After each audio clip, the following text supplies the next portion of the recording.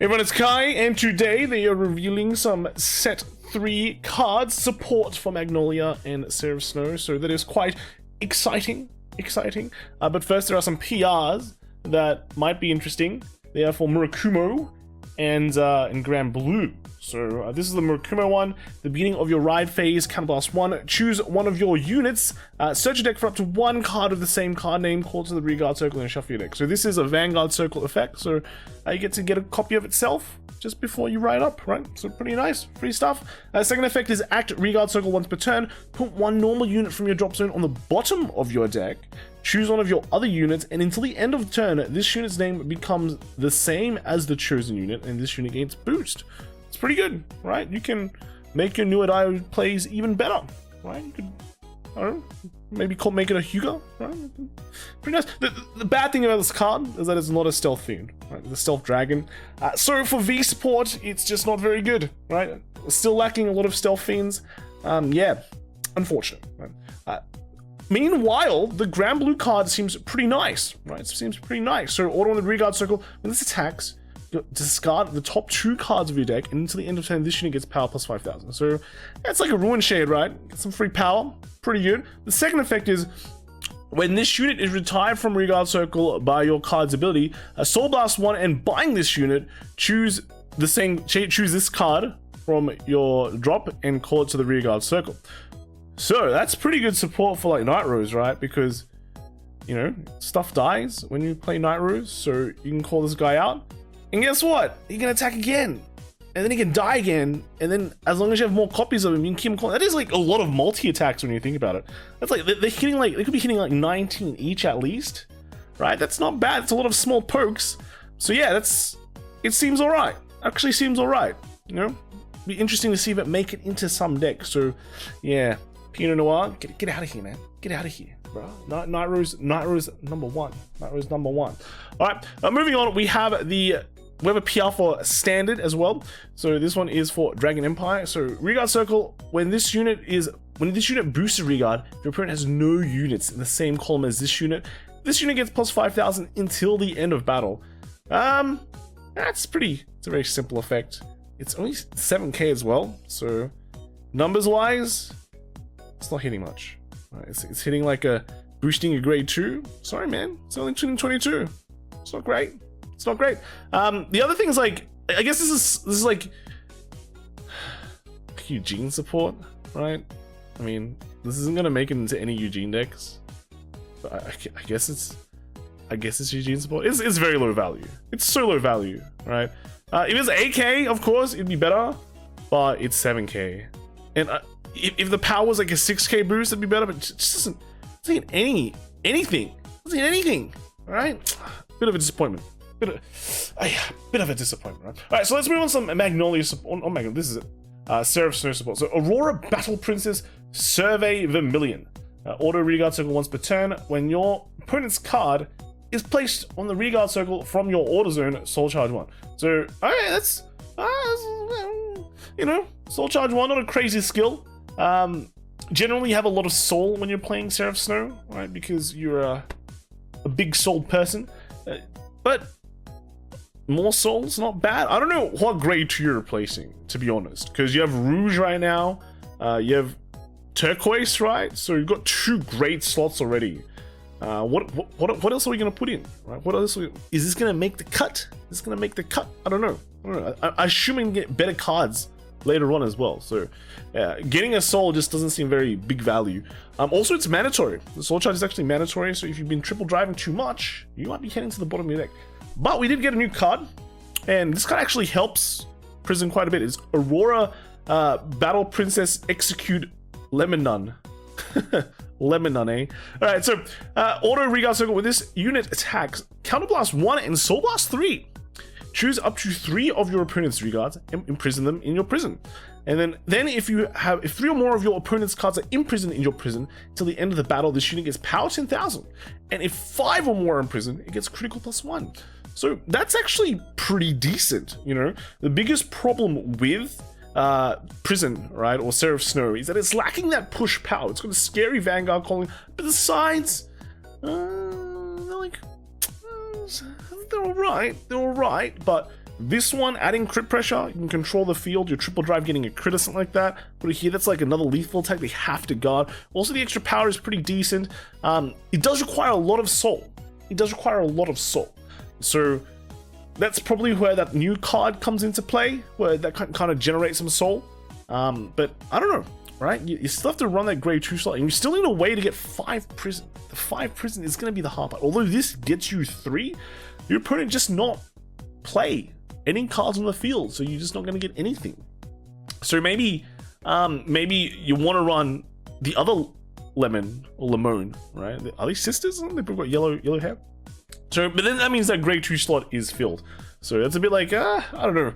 The soul is heavy. There needs to be a new way to generate soul. I guess like Bobamines and things like that can generate soul. But Soul Blast 3 is not a cheap cost. But it has potential in fixing some of the problems with the push factor of Surfer, which is alright. And then lastly, we've got the Magnolia Support. We've got a new order, right? This is the In Search of an Ideal Far Away. Choose one of your units, and until the end of turn, it gets Auto Vanguard Circle or Vanguard Circle. When your other unit attacks, this unit gets power plus 5,000 until the end of turn. So it's like a golden Magnolia is what people have been saying, you know, shining Magnolia finger.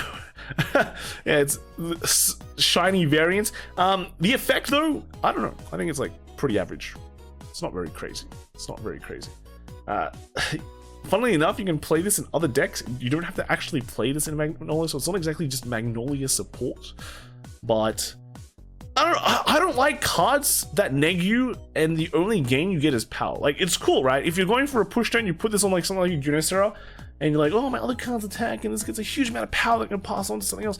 But like, it's like a kind of a specific combo that you're looking for that currently Magnolia doesn't really generate that much advantage for you to actually care about. And also, the turn you play this means the turn you can't play Wild Intelligence, and Wild Intelligence is just an amazing card. It's a great card. It's a card that gets you free stuff. Well, not free stuff, but gets you stuff. So I'm not a huge fan of this. This one's like, it's not great. But then we got another one. All right, we got Sylvan Horn Beast Gebrek.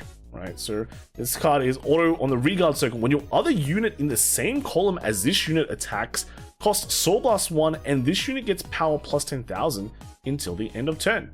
Choose all of your opponent's Regards, and for the battle that this unit attacked this turn, your opponent cannot call cards with the same grade as the chosen units from their hand to the Guardian Circle. Hey, that's pretty good. That's pretty good. That's like one big attack where your opponent has the possibility of not being able to guard. Think about it. If they have 0, 1, 2, 3 on the field, you pick golden, they can't guard or anything, right? So that has the possibility to be very strong, right? You put an over trigger on this, life's good. Your Gudosera can plus power on this. If you put it behind this and pump it like that, ooh, pretty good, right? How are you gonna guard that? You know, you can't. You have to use orders to guard, and sometimes I guess, yeah, it's a pretty decent effect. Like, Soul Blast 1 is heavy, but this is the kind of effect that Soul Blast 1 gives you, where you go, wow, this is actually amazing. Against something like a Bastion, sure, right? It's not going to do much. Oh, they can't guard the Angel? Lol, right? But they can still guard with the triggers. But then, you know, against like a deck like Zorga, where they want to just keep on recurring the over trigger, yeah, they suck. Sucks to be you, lol, right? So, yeah, this definitely adds a lot more oomph to the Magnolia line. And of course, you don't have to run like 4 of this, right? You can just like run like 1 or 2. You mill it from like what you call it? It's just anything. You mill it into the grave, or it goes somewhere. Wild Intelligence is back. Easy. You just want off that push turn, right? So that's pretty good. There was also more reveals today, right? They revealed the new Narukami cards. So let's take a look at that, right? Okay, so let's move myself to the left a bit so we can see the card itself. But yeah, this is the new Narukami stuff we see today. All right, the first one is Eradicator Demolition Dragon. So I think we've seen this guy before, right? A while back. But now he's back. And he's better. He's actually better. So first effect is, well, the only effect is auto on the Vanguard Circle, Regard Circle. At the end of the battle that it attack or boosted, if the attack hits, draw 1, choose a card from your opponent's drop zone, bind it. If a card was bound, this unit, and this unit is on the Regard Circle, you put it into your soul. So it's not bad. It's just free if it's on the Vanguard Circle, free draw and extra bind. If it's on the Reguard circle, it's like a hand filter, right? It goes all. It's nice. It's nice. So that's pretty good. Nice upgrade. Nice upgrade. Second effect, well, not second card, is Eradicator Spark Rain Dragon. So first effect is continuous Vanguard circle, Reguard circle. During a turn, this unit gains plus 1000 power for each card in your opponent's bind zone. So if there's 10 cards in your opponent's bind zone, you get plus 10k. It's all right. It's all right. You know, that extra power is always appreciated. And the second effect is Reguard circle. When this, at the end of the battle that it's hacked, counterblast 1, bind all front row Reguards in this unit's column, then move all back row Reguards in that column to an open front row circle in the same column. So you just, you know, bring them up, let's bind them, let's go, right? Let's go. So that's all right. It's counterblast 1 and bind 1. That's easy. That's easy. And then lastly, we have Eradicator Vowing Sword Dragon. Remember him? He used to, I mean, if you played Zero, you probably saw him, but now he's cool. Like, he's cooler, right? So first effect is auto on the Vanguard circle during a turn when your opponent's normal unit is bound, except from deck. They search their deck for up to 1 card with the same card as the unit bound. They bind it, and then one of your units gets power plus 5000 until the end of turn. If they did not bind, it gets plus 10k instead. Power just changed to 10k. And then the second effect is, when ridden on, call this unit to the Reguard circle, and for every 2 cards in your damage zone, choose a card from your opponent's drop zone and bind it. So, I have a bit of mixed feelings. Like, right here, when you look at this card, you go, this card, pretty amazing effect, right? Who like actually creative effect. But then, when you sit down, let the hype roll by, and you think about it a bit more, it's all right.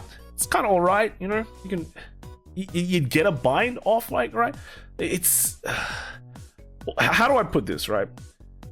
Binding your opponent's cards from their deck, it's up to them to choose.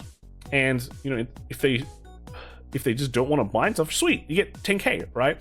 But what happens if they do, right? Oh, you bound a card that I don't exceptionally care about. I'll just bind that. You know, you get, at best, you get like 1k power for your Spark Rain, because there's not many cards in V that really gains benefits from having so much card in bind, except that Spark Rain. And you get 5k. Like, the 5k, that's cool. But my deck is slightly more compressed. I can get rid of cards that I don't want to play in order to just, you know, compress my deck even more.